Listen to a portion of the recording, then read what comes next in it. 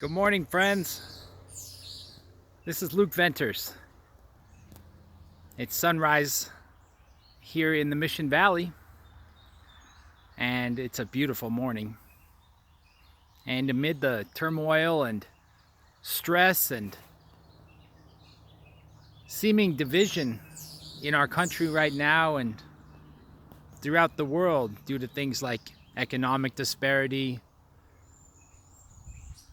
the color of people's skin, the position they hold, whether it's a member of the police or somebody who is not a member of the police, I'm reminded of a few things.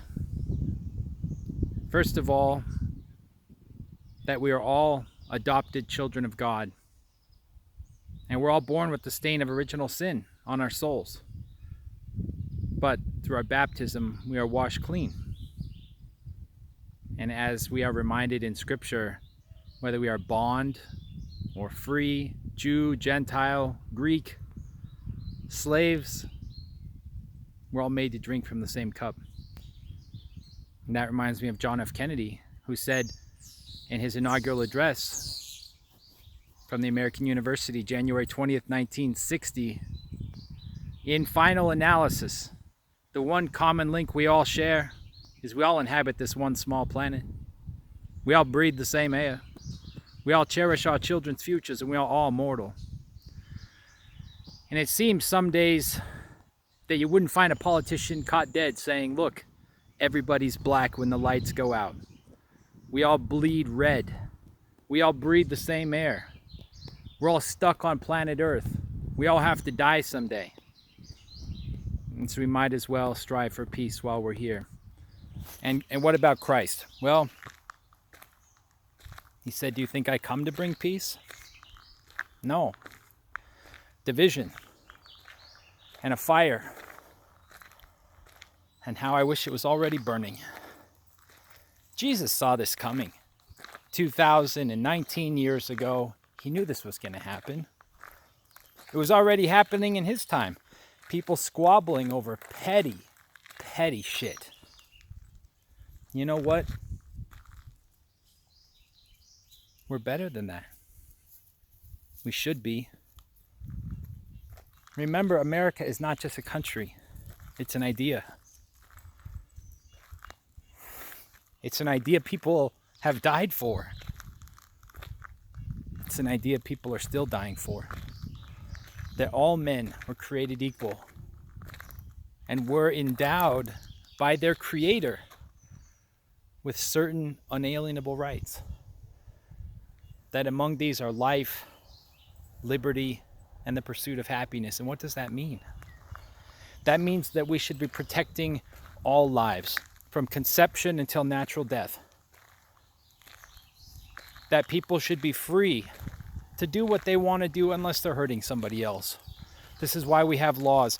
And most of our laws are based on the teachings of Mosaic tradition and the 10 Commandments. Don't steal your neighbor's wife. Don't steal your neighbor's goods. Don't kill. It shouldn't be that hard to live up to these things. As far as George Floyd goes, was he the cream of the crop in terms of this cross-section of humanity?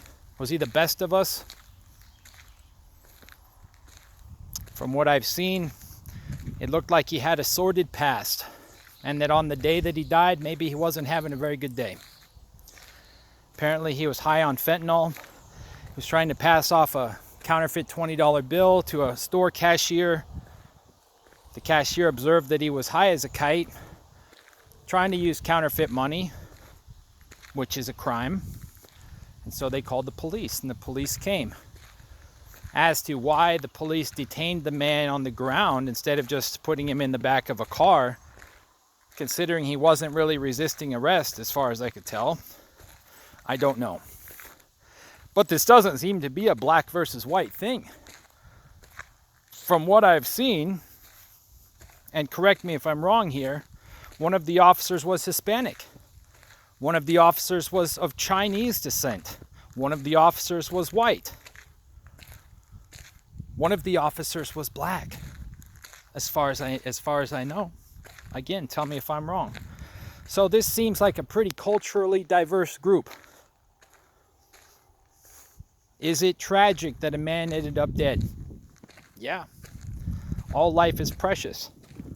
But my point, and let me reiterate, is that all life is precious not just when we are laying on our face on the ground with somebody's knee on the back of our neck, but from the moment we are conceived until the moment we die in whatever way God sees fit for us to die. That's what it means to be Catholic.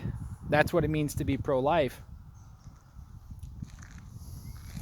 It means that you respect all life. Does that mean that I worry about every ant that I might step on the ground?